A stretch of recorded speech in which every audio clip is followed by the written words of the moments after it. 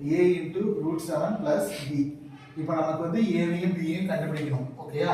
அப்படி இருக்கும்போது நம்ம என்ன பண்ணனும்னா ஃபர்ஸ்ட் இந்த root 7 minus 2 நம்ம இங்க எழுதி போட்டுக்கிற மாதிரி ஃபர்ஸ்ட் வந்து அத வந்து நீங்க பெருக்கிட்டீங்கனாவே போதும். அவ்வளவுதான். அத தான் நீங்க பண்ண போறீங்க.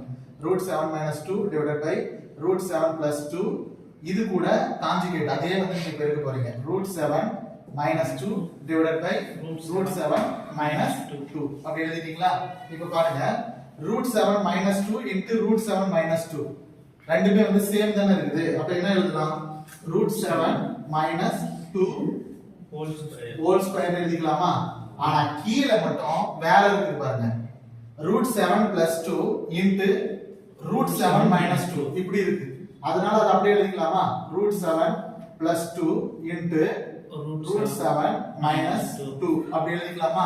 ரைட். இப்போ வேற ஒண்ணுமே நீங்க பண்ண தேவையில்ல. இது அந்த a minus b whole square ஃபார்முலாவா